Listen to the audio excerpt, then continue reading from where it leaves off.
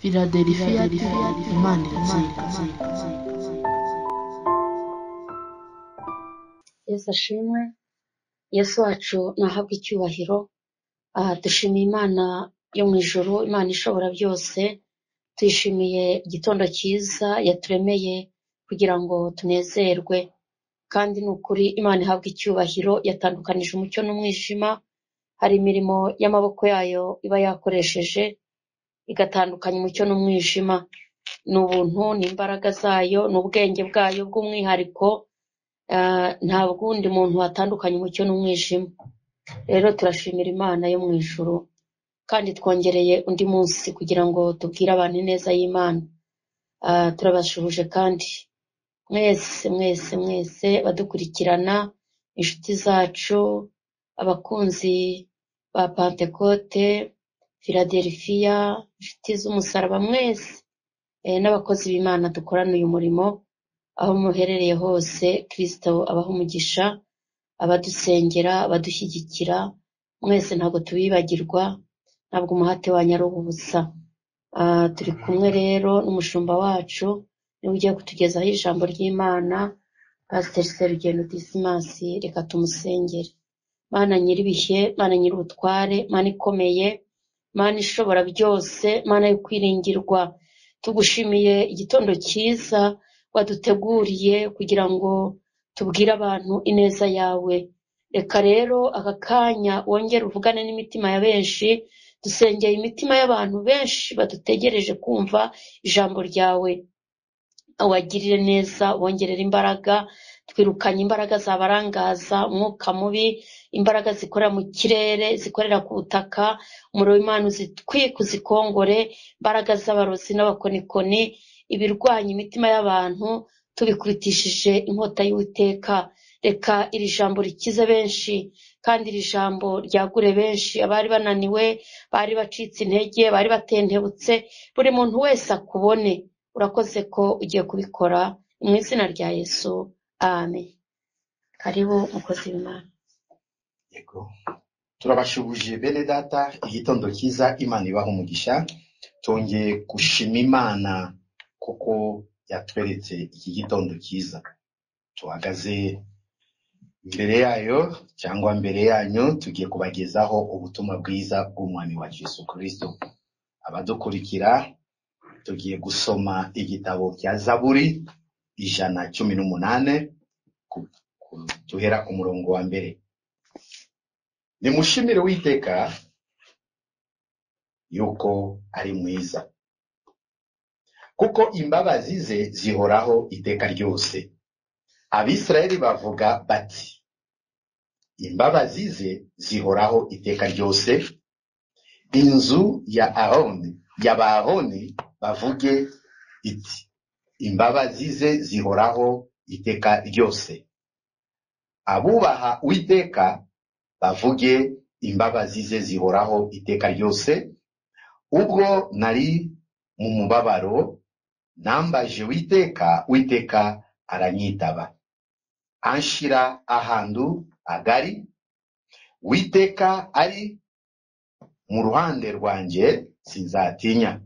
Umuntu yabasha kuntwara iki? Uwiteka ari mu ruhande rwanjye arantabara. Nicyo gituma nzabona icyo nshakira abanzi banje. Guhungira ku Uwiteka kugira umumaro kuruta kuhungira ku Uwiteka kugira umumaro kuruta kwiringira umuntu, kuruta kwiringira abantu. Kuhungira ku Uwiteka kugira umumaro kuruta kwiringira abakomeye. Amahanga yose yarangose mu izina ry'Uwiteka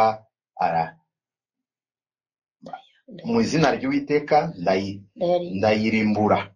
Mana idufashe. Nize ko iryo niyo jambo tugiye kuganiraho. Umutwe w'iri jambo iratubwira iki? twibuke gushimira Imana kubw'imirimo yakoze. Manenezezwa n'amashimwe. Twibuke gushimira Imana kubw'imirimo yakoze. Niyo mutwe w'ijambo tugiye kuganira. Cyane cyane ikiremwa muntu.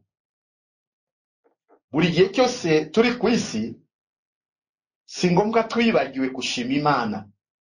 Mirimo Mana yakoze ibidukorera kubw'ubuntu bwayo n'urukundo rwayo. Ariko mu gikoze inezezwa n'ikimenyetso kimwe mu gihe natwe twakora iki twabashije kuyishima. Kuryama no kubyuka nkunda kuvuga ko ari ishimwe ry'Imana. Kubona ugenda ukagaruka iryo ni ishimwe ry'Imana. Gutangira umwaka tukawusohoza ni ishimwe ry'Imana. Abantu benshi barindira gusa igihe mwaka bonane nicyo tushiramo cyane, nicyo gihe cyo gushima Imana. Ariko umwizerwa wese akwiye gushima Imana buri sana buri segonde. Yesu ashimwe. Niyo jambo tugiye kuganira iki gitondo kiza. Uyu munsi ndago tuvuga ko by'ibyaha, uyu munsi ndago tuvuga ko bw'imigisha, ariko nize ko abera bose barazirikana kwirinda icyaha n'igisana nacyo. Tukifuza iki, tukasaba Imana iki ituha umugisha. Ariko uyu munsi tugiye kuganira kubwo gushima, kwibuka gushimira Imana mu mirimo yakoze. Wari umukobwa Imana yakuhaye umufasha, ariko nta munsi numwe urashimira Uwiteka. Wari umushomeri Imana yakuhaye akazi, ariko nta munsi numwe urashimira Imana. Kuba uri muzima utarwaye, nta n'umunsi numwe uribuka gushima Imana. Kushima ntabwo ari umukristo wenyine, n'umuntu utarakizwa azi ko yaremwe n'Imana, ariho kubw'Imana. Ugomba kugira ijambo ku rurimi rwawe yo kuvuga Mana ushimwe. Twasomye ijambo Zaburi yanditswe n'umwami Dawidi. Ku giti cye nawe yaricaye areba inzira yanyuzemo, abona ko atari imbaraga z'ababyeyi, abona ko atari imbaraga ze, asanga ko atari ubwenge bwe. Avuga ko ni ngombwa gushima Imana. Yatwandikiye aya magambo: nimushimire Uwiteka yuko ari mwiza. Tushimire Imana kuko ari mwiza. Mana ni mwiza. Yaturemye mu ishusho ryayo, yaturemye isi nziza turimo, atuha mwuka mwiza, atuha izuba, atuha imvura. Tugomba kumushimira kuko ari mwiza.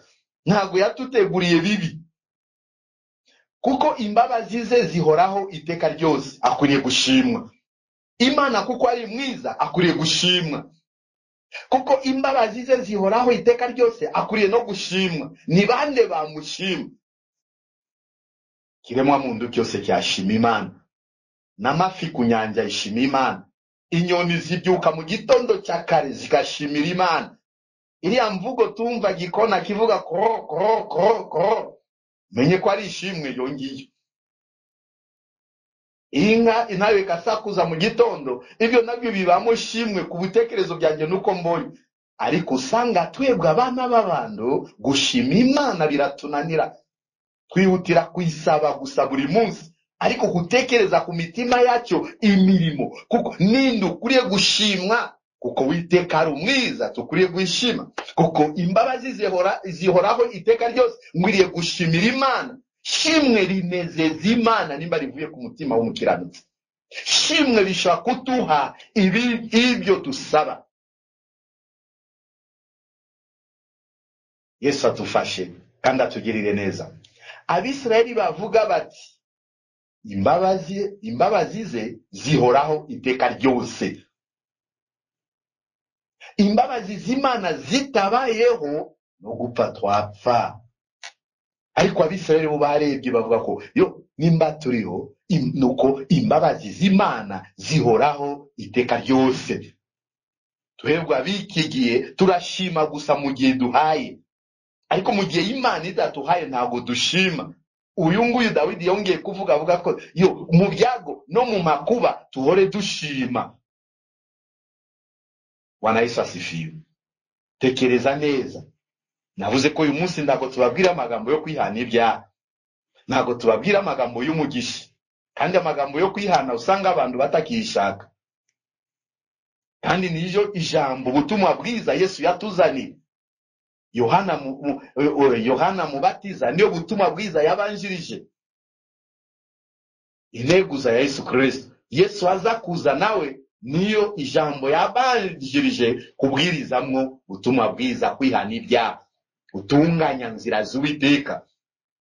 Ariko uyu munsi turi mu ijambo rivuga ko dushima Imana kuko ari mwiza. Dushima Imana kuko imbabazi ze zihoraho iteka ryose. Abisirayeli bavuga bati imbabazi ze zihoraho iteka ryose. By'ukuri Imana irebye byo turimo gukora ku isi atari kubw'imbabazi yanaturimbura, ahubwo tugomba kuyishimira kuko imbabazi z'Imana zihoraho iteka ryose. Yesu ashimwe. Agakiza ufite ugomba kubishimira Imana kuko ari benshi bashaka agakiza bakakabura. Umwanya ku kazi ufite ugomba kubishimira Imana. Nimba wize ukarangiza ube wibuka gushima Imana. Nimba ufite urubyaro ube wibuka gushimira Imana. Kuko imbabazi ze zihoraho iteka ryose. Inzu ya Aroni ivuga iti imbabazi ze zihoraho iteka ryose. Inzu ya Aroni nabo bibutse bavuga ko yo imbabazi z'Uwiteka zihoraho iteka ryose. Abahinzi bari ku murima mu gihe imvura irimo kugwa mube mushimira Imana avuga ko imbabazi ze zihoraho iteka ryose. Amen. Aborozi mu gihe murimo korora mukabona ibyatsi yo kugaburira amatungo mube muvuga ko imbabazi ze zihoraho iteka ryose. Mu gihe turyamye tukabyuka turi bazima ni ngombwa tuyizamurira icyubahiro tuvuge ko imbabazi z'Imana zihoraho iteka ryose. Haleluya. Ibyo biranezeza Imana kwibuka gushima. Yesu atufashe kandi atugirire neza. Abubaha Uwiteka bavuga iki? Imbabazi ze zihoraho iteka ryose. Yesu ashimwe. Abubaha Uwiteka nabo bakuriye kuvuga buri gihe cyose imbabazi z'Imana zihoraho iteka ryose. Atari imbabazi z'Imana ntabwo yagomba kutuha agakiza. Natwe tugomba kumushimira muri izo nzira.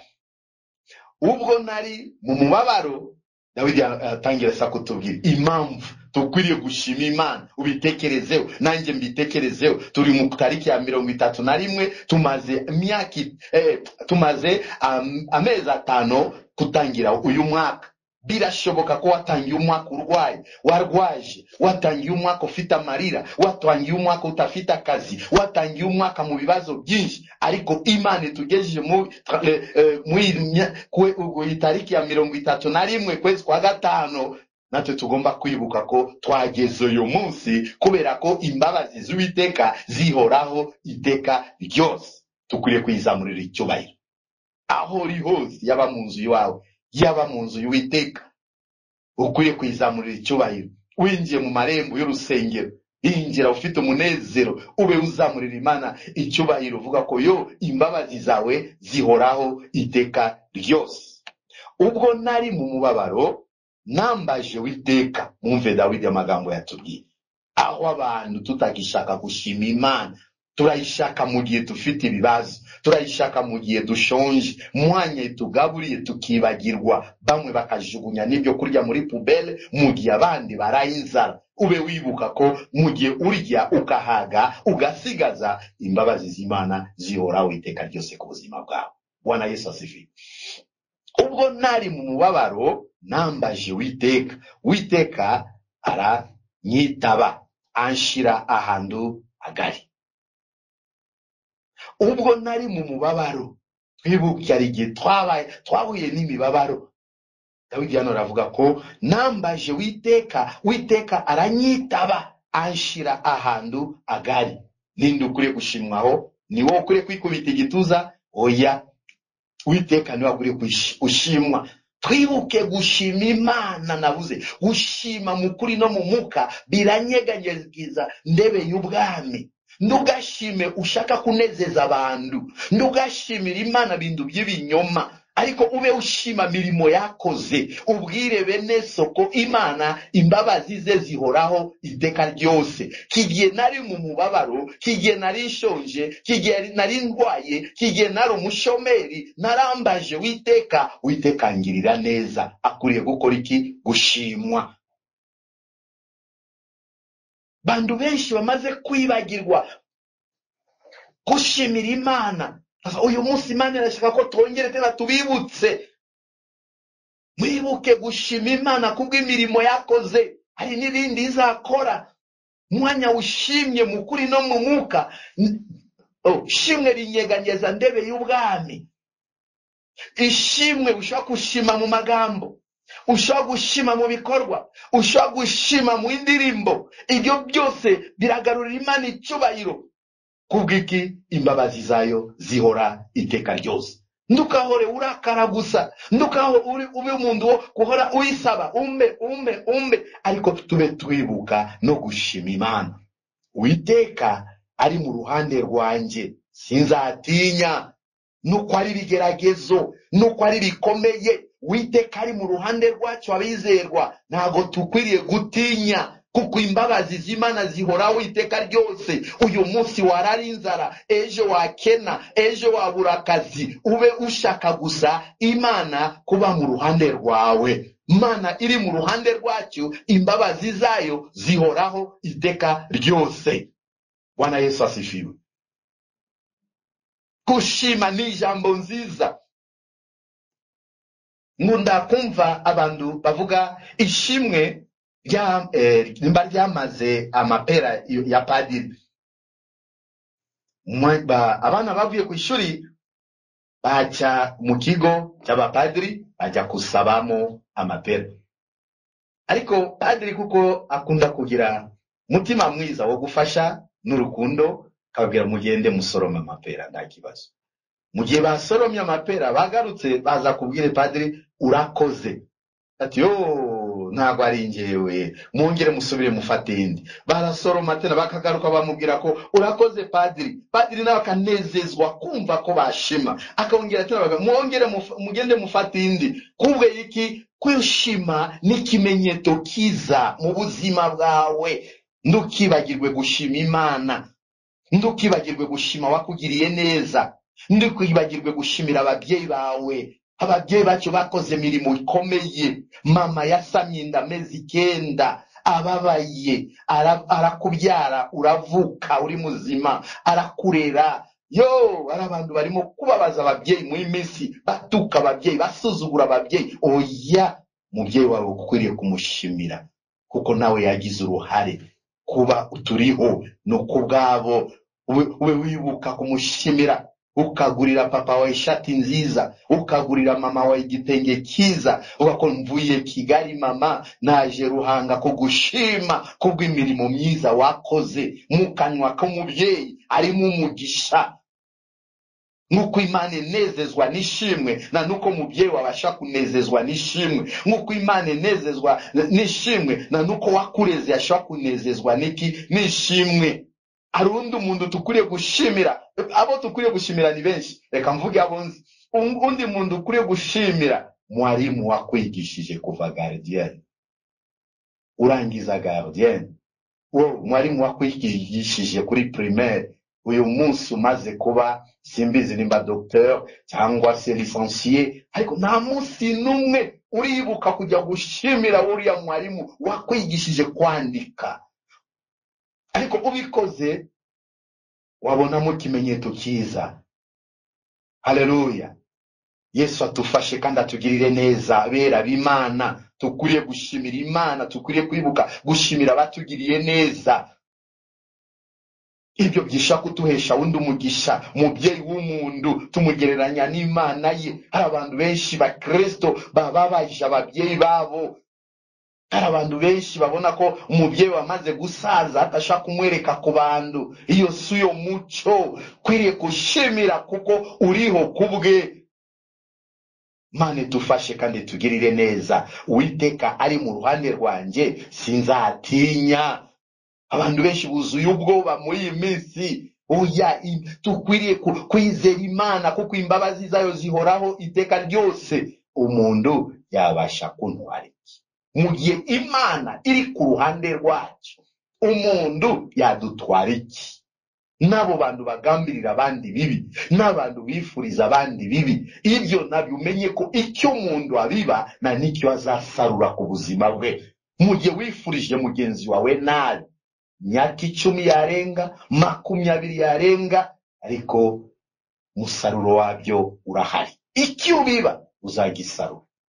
Yesu adufashe. Ntabwo ariyo turi mu kwibuka gushima Imana kubw'imirimo myiza yakoze. Wibuke gushimira abakugiriye neza. Ibyo byakuhesha umugisha. Uguriye mama wawe igitenge, ukagenda mbere yavuga ko mama ndagushimye buryo wandeze, buryo mama ashikwiriye kunezerwa, akakwaturira yandi magambo meza. Akanwa k'umubyeyi kararema, akanwa k'umubyeyi n'umugisha. Uwiteka ari mu ruhande rwanjye arantabara. Igihe cyose Imana iri ku ruhande rwawe, Imana iragutabara. Turi mu ijambo rivuga ko kwibuka gushimira Imana kubw'imirimo yakukoreye. Ariko wibuke no gushaka Imana kuba mu ruhande rwawe. Nuko twaca mu bibazo, nuko twaca mu bigeragezo, kigiye Imana iri ku ruhande rwacu, aradutabara. Imana iri ku ruhande rwawe, mubisha se yakutwara iki? Imana iri ku ruhande rwawe, yadukiza uburwayi. Imana iri ku ruhande rwacu, ntabwo twarara inzara. Imana iri ku ruhande rwacu, iratuneshereza bitugerageza. Icyo kintu twibuke mu iyi minsi, gushaka Uwiteka abe ku ruhande rwacu. Kuko mu gihe Imana iri ku ruhande rw'umuntu, Imana iri ku ruhande rw'abantu, Imana iri ku ruhande y'umuryango, iradutabara. Nicyo gituma nzabona icyo shakira abanzi banje. Nicyo gituma ntazabona icyo shakira abanzi banje, kuko Imana iri ku ruhande rwanje. Imana buriya ni umusekirite ukomeye. Imana iri ku ruhande rwacu, iraturinda ku manywa, iri mu ruhande rwacu iturinda amajoro, iri mu ruhande rwacu ntabwo yakwemera nijoro turara nk'abapfu, inyenzi kwinjire mu kanwa, inyenzi kwinjire mu gutwi. Imana irakurinda n'ibyo byago. Niyo mpamvu tukwiriye kuyishimira bene data. Shima Imana yakubakiye urugo, shima Imana yakuhaye urubyaro, shima Imana yakutoranyije ikakuha mwanya yo kuhagarira abandi mu mishinga itandukanye cyangwa se mu sosiyete zitandukanye. Imana yatugiriye neza, ituha agakiza kayo, tukwiriye kuyishima. Imana yatugiriye neza, ituha kuba yo kuba bavuga butumwa bayo, tukwiriye kuyishimira. Imana yakugiriye neza gutoranya kuba mushumba. Imana yakugiriye neza gutoranya kuba muyobozi wa korali. Imana yakugiriye neza. Nkunda kumva abantu birata avuga ko yo mfite umwana mwiza, mfite umugore mwiza, ariko mu gihe ubona ko ufite mwiza, wibuka gushimira Imana kuko ibyo byakozwe n'Uwiteka. Ndabibutsa nyuma yo kureka ibyaha, nyuma yo kwizera Imana, nyuma yo kubona amahoro ku isi, ube wibuka gushimira Imana. Nanjye mbe nibuka gushimira Uwiteka. Guhungira ku Uwiteka kugira umumaro kuruta kwiringira umuntu. Guhungira ku Uwiteka, guhungira ku Uwiteka kugira umumaro kuruta kwiringira abantu. Mana niwe muremyi wacu, waturemye. Nuko twibagirwa, nuko tutabyemera nk'uko bikwiriye. Ariko urebye uyu musozi wa Jari, ninde wazamuye ubutakari? Iyo ni imirimo y'amaboko y'Imana. Ibyo nabyo bishobora kutongereramo byiringiro bwa Mana wakoze biriya. Urebye inyanja kundi imanuka ku manywa na nijoro, amazi dakama. Kuva tutangira itangiro ry'umwaka kugeza aho umwaka urangira, amazi abantu babonye inyanja nini, ubona amazi imanuka manywa na nijoro, ntabwo ibasha gukama. Ibyo ntabwo wabitekereza uvuga ko ba scientifique bakoze iyi mirimo, aya mazi idashobora gukama. ibyo ni imirimo y'Imana bishobora kuduhesha kwiringira Imana, kandi mu gihe abantu biringiye Imana irabafasha mu bibazo n'ibigeragezo. Mu gihe abantu biringiye Imana iba mu ruhande rwabo. Mu gihe abantu biringiye Imana ibakorera imirimo n'ibitangaza. Mu gihe abantu biringiye Imana ntago yabakoze isoni.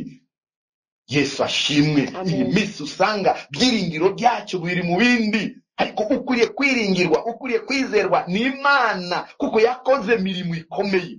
Tekereza kwanza buryo tukurura umwuka ku manywa na nijoro. Urawukurura ukawusubiza, urawukurura ukawugarura, urawukurura ukawugarura.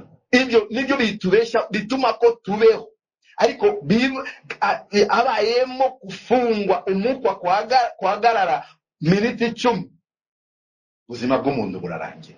Ibyo ntabwo ushobora gutekereza wamaye uyu mwuka udashira. Ni Imana, kandi iyo Mana twiringiye, iyo Mana yatubera byiza uriyo kwiringira abandi. Kuko umuntu wese, nta muntu n'umwe bavuga ko atakeneye, atahawe gufasha n'Imana. Yesu atugirire neza. Kurungira kuwiteka kugira umumaro kuruta abakomeye. Amahanga yose yarangose, Dawidi yarongera kuvuga, mu izina ry'Uwiteka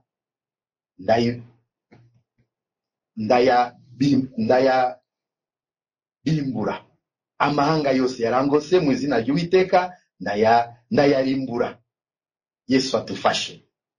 Mu gihe umuntu yiringiye Imana, nuko bikomeye bimugose, nuko biremereye bimugose, Imana imuha bubasha bwo kuyarimbura, Imana imuha bubasha bwo kuyanesha. Niyo mpamvu turi twese twashaka ko uyu munsi twongere tena tugaruza imitima yacu mu buryo bwo gushimira Imana. Imana inezezwa, twavuze ko inezezwa no kuyishima.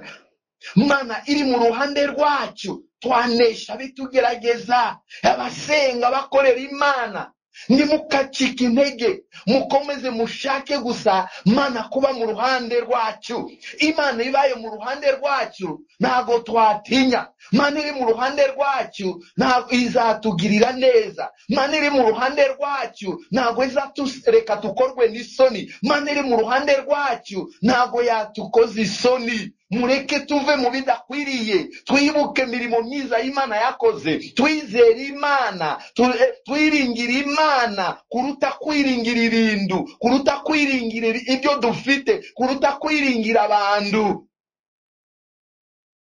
Ibyo biranezeza Imana mu gihe twiringiye izina ryayo. Bwana Yesu asifiwe. Dufite ibintu byinshi Imana yadukoreye, ariko nta munsi n'umwe muntu arashima. Harabatubwira isoni gushima, arana bamwe basuzugura gushima, arana bamwe uriyo ko bashimira Imana bishimira bo ku giti cyabo. Ariko mu byose nuko nawe ufite ari byo wakoze, tubikorera kubw'imbaraga z'Imana, tubikorera kubw'ububasha bw'Imana. Nuko wakwishimira, ariko ugomba kubanza nde Imana.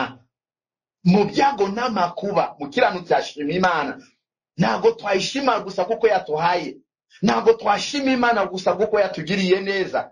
Hari ibyifuzo dufite, nuko itaraduha twanashimira Imana. Situation yose dufite muri bihe turimo twanabishimira Imana. Ku izuba twashimira Imana, mu mvura twashimira Imana, mu kuhinga twashimira Imana, mu gutera imbuto twanashimira Imana, mu gihe cy'umusaruro twanashimira Imana. Haleluya! Ibyo biranezeza Imana mu Kristo mwene data. Tureke ibibi, tukomeze tugire umutima mwiza. Iyi minsi abantu benshi barakariye Imana, abantu benshi kubwo amasezerano bakitse indege. Ariko oya, se amasezerano ninde wavukanye nayo? Kuko amasezerano twayihawe kubw'urukundo rwayo. Nguko yatuhaye, nidukomeza kuyikiranukira, Imana izasohoza amasezerano. Twebwe dukomeze twiringira Imana gusa kuruta kwiringira ibindi bitagira umumaro. komera mu bibazo ufite, komera mu nzira zawe, kandi ukomeze wibuke gushimira Imana. Nababwiye ko hari abantu benshi ntabwo bibuka gushimira Imana, kandi Imana ifite imirimo myiza yakoze. Abo mu itorero, abamagawe, abizera Kristo, dufite imirimo myiza Yesu yatukoreye, kandi ni byinshi. Abatari abakristo, kuba ku isi, uyu mwuka tuhumeka, twabishimira Uwiteka.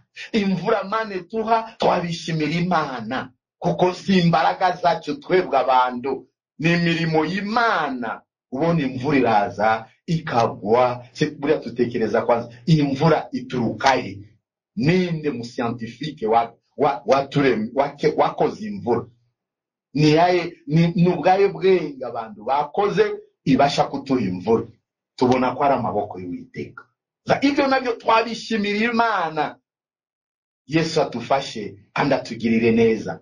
Mu gihe cyose dufite ibibazo ni byiza, mbona abantu dukunda kugira intege nke, abantu dukunda kudashima, ariko mu gihe se Imana yabikoze, kuki utarashima? Nshobora kureba mu myaka 20 ishize, myaka 30 ishize, abantu benshi buzima bwabo bwari hasi. Hari abantu benshi bari bashomeri, hari abantu benshi bari badafite icyo gukora, ariko mu gihe byabaye, se ubona ko ari imbaraga zawe? Oya, njyewe mbona ko ari maboko y'Uwiteka. Niyo mpamvu tukwiriye gushimira Imana. Mana yacu ushimwe kuko turiho, Mana yacu ushimwe kuko atugiriye neza, Mana yacu ushimwe. N'abarokore tugomba gushimira kuko twahawe agakiza. Abashumba mugomba gushimira Imana kuko yabahaye inshingano. Abanyimpano mugomba gushimira Imana kuko yabahaye impano abandi barimo kwifuza. Ariko bona byose tubifatanga yari uburenganzira bwacu. Oya, nimba bwari uburenganzira bwacu kuko abandi batawufite, haguruka uyibuke tena kushimira Imana kubw'imirimo myiza yakoze. Kandi mu gihe ushimira Imana wiyubahe, mu gihe ushimira Imana uyihesha agaciro. Abantu benshi ntago bakihesha Imana agaciro. Ndavuga cyane abo mu rusengero, tukwiriye kwihesha Imana yacu agaciro. Niki cyatuma mbere na mbere kimenyetso kitugaragariza ko tuhesha Imana yacu agaciro? Nukureka ibyaha n'ibisana nabyo, tukera imbuto nziza, tukamamaza Kristo uriyo kutukisha izina ry'Umwami Yesu Kristo. Mwami yaranezerwa. Reka tuhatange ingero ebyiri, hanyuma tuze gusenga Imana ituha imbaraga yo gukomeza, yo kwibuka kuyishimira kubw'imirimo myiza yakoze. Ushobora kuba uri kwa muganga urembye, ushobora kuba uri kwa muganga ufite uburwayi bukomeye, ariko byose Imana irabishoboye. No kubabaye watuye ijambo ryo gushima, Mana ndagushimye nuko naraye meze nabi, ariko mbyutse ndimo kumeka. Mana yanezerwa, niyo shimwe ishaka kuhindura amateka, wowe burwayi bugakorwaho. Dore navuze impamvu tukunda kutashima Imana. Reka nguhe uru rugero. Ushaka kuba warize, birashoboka ko wabonye lisansi cyangwa doktora, ariko nyuma yo kubona lisansi cyangwa doktora waje kubona akazi. Umaze imyaka 5 ukora, umaze imyaka 10, 20 se ukora akazi, ariko wibuka ko arabandi bantu bafite diplome ngiyo yawe, ariko bo babuze akazi. Uribuka ibyo ngibyo? Bantu bafite diplome nka yawe, cyangwa se bo babonye amanota menshi kurusha yawe, ariko bamaze imyaka myinshi nta kazi. Ibyo ntago wabishimira Imana. Arabandi barangize lisansi babonyemo manota 80, ari wabonye doktora abonamo manota 90, ariko wowe ufite diplome ya 58, wabonye amanota 58, wabonye amanota 60, ariko nta munsi n'umwe uribuka gushimira Uwiteka icyo kimenyetso. Si byiza. Ushatse wahora ushimira Imana. Dore uyu muhanda unyuramo ku manywa na nijoro.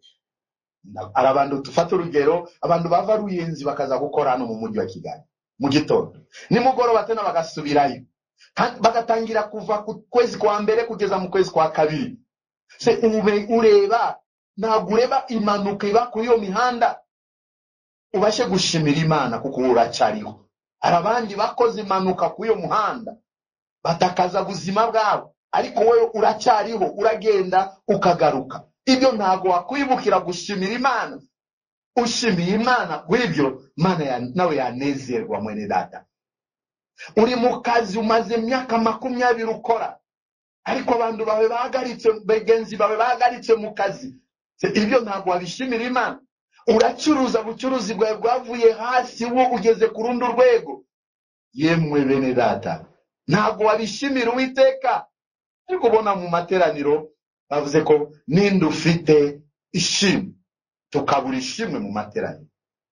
Bya nukuri koko twabura ishimwe, nuko udafite amafaranga wabura ishimwe. Abantu benshi bazi gusa gushima Imana nuko yampaye amafaranga, yampaye inzu, yampaye imodoka. Ariko kuba uri muzima nawe nishimwe. Yesu atufashe, Yesu atugirire neza. Iyo diplome navuze, iyo diplome barahari benshi bafite izo diplome y'amanota iri hasi. Hari abandi bafite izo diplome doctora y'amanota iri hejuru, ariko babuze akazi. Myaka 10 irashize, myaka 5 kuva mu ndo yavuye ILK, ntabwo arabona akazi. Se wowe wibuka gushimira Imana. Ariho n'abantu atize, ariko Mana yamuremeye mushinga runaka. Uriya mushinga uramuzamura, ari mu rwego rwo hejuru, basige bamwita bose, ariko abize babuze akazi. Kuko tutibuka gushimira Imana mu mitima yacu. Icyo ni ikintu cy'ingenzi, kwibuka gushimira Imana. Imana yagiriye neza Ana agaruka mu nzu y'Imana gushima. Dawidi nguyu Imana yamukuye ku bushumba bw'intama, ariko amaze kuba mwami yibukaga gushima Imana. Arayibuka inzira yanyuze, mu bibazo yahuye nayo, buryo Imana yamufashe. Twebwe tumeze gute muri bihe turimo? Ariko gushima Imana navuze ni ikimenyetso kiza kinezeza Imana. Waba urwaye, waba ufite ibibazo, ijambo ritwa gushima ndago ryava mu kanwa k'umuntu, rigomba kuba mu kanwa kacyo. Mu byiza, mu bibi, tuhore dushime Uwiteka. Ijambo ryanjye ryari ryo uyu munsi, Imana yashaka ko mbibutse gusa kwibuka gushima Imana kubw'imirimo yakoze. Nuko twanga icyaha, ariko tube twibuka no kuyishimira imirimo myiza yakoze. Murakoze, Imana ibahe umugisha, kandi Yesu abagirire neza iteka ryose. Muzagire weekend nziza hamwe na Kristo. Amina. Amen. Mukozi w'Imana, Imana imuhe umugisha. No kuri ijambo ryo gushima, dushimira Uwiteka yuko ari mwiza, yuko ari mwiza. Imana ni nziza ibihe byose. Imana ni nziza, Imana ni nziza ibihe byose. Nukuri mureke twige gushima, twige gushima Imana, twige gushima Imana.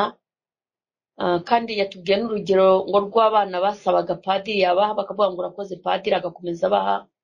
Yesu niwe wabwiye abantu ati mbese ko muri babi, ko muzi guha abana banyu ibyiza, ngo mbese iso wo mu ijuru yabura ate guha intore ze ziramutse zimutakiye ku manywa na nijoro? Natwe ko turi abantu tuzi kugira neza abadushimira, Imana yabura ite kutatugirira neza tuyishimira ku manywa na nijoro? Ndagira ngo rero mu by'ukuri dushimira Imana, tubyitoze, bibe muri twe. Kandi ubundi Bibiliya iravuga ngo mu bibaho byose duhore tuyishima, duhore tuyishima. Reka dushimire Imana, bizajya bituma turushaho kwaguka no kumenya abo turi bo. Urakoze Mana, mu izina rya Yesu. Iri ni ijambo ryawe, turarisengeye, dusengeye ijambo ryawe nirigende rigere ku mpera y'isi. Turinginga Imana Data kugira ngo ikomeze yigaragaze. Imana Data yigaragaze mu mitima y'abantu, abantu badashima, badaha agaciro ibyo ukora, abantu b'ingayi. Uyu munsi bababarire, ahubwo buzuze umwuka wera, babashe gushima, babashe kumenya. Mu izina rya Yesu Kristo, imbaraga z'Imana zikomeze zigendagende kandi Kristo wigisha abantu gushima rwose, bashimire mu materaniro y'abera, bashimire mu ngo zabo, bashimire ababanye nabo, bazirikane mu mitima yabo. Urakoze mu izina rya Yesu Kristo mu Nazareti. Urakoze Mana. Dusengeye abarwayi muri aka kanya, dusengeye abarwayi indwara iyo ari yo yose mu izina rya Yesu. Umuriro w'Imana uyitwike uyikongore, buri muntu abe muzima mu buryo bw'umwuka ndetse no mu mubiri. Abantu bakira ubuzima, abantu bakira imbaraga z'umwuka wera, imbaraga z'Imana zibe ku bantu. Urakoze Mana. Haboneke mu kwera guturuka i Siyoni imbaraga z'Imana. Basubiye inyuma, abacitse intege, abacogojwe n'ibigeragezo, abacogojwe n'ingorane, abacogojwe n'indwara, bose baramburira ikiganza. Urakoze kubigenje neza. Dusengeye itorero, dusengeye abashumba, dusengeye igihugu cyacu, dusengeye abayobozi bacu mu izina rya Yesu. Uhera kuri perezida wacu Mana, umugirire neza kugera hasi ku nzego zose, ugendagende. Maboko y'Imana bashyigikire igihugu cyacu cy'u Rwanda. Maboko meza y'Imana kibeho, imbaraga z'Imana zikibeho. Urakoze, komeza ubane natwe, torero ryagure, murimo wawe ujye mbere. Urakoze Mana, turagushimye. Abarwayi bakire, abarushye baruhuke, abafite ibibazo bakoreho aka kanya. Buri muntu wese wumvise ijambo ryawe reka rimukize. Urakoze ni mu izina rya Yesu, amen. Imana ishimwe. Imana ishimwe cyane rwose kubw'ijambo ry'Imana. Twize ikintu gikomeye, mureke twiga gushima Imana. Ntitukajya imbere y'Imana dusaba gusa nibyo, ariko gushima ugashimira Imana.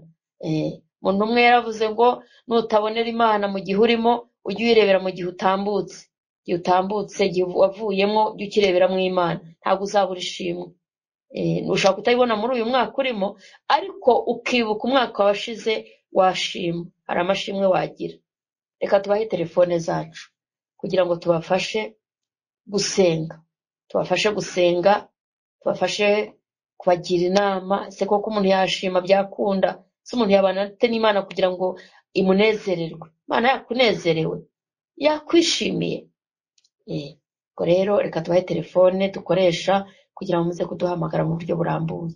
Ni 0788 50 98 944, 0788 50 98 944, na 0722 74 34 93 1, 0722 74 34 93 1.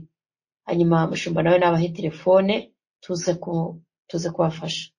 07 82 43 97 54. Murakoze, Imana ibaha umugisha. Amen. Philadelphia, Imana iratsinda.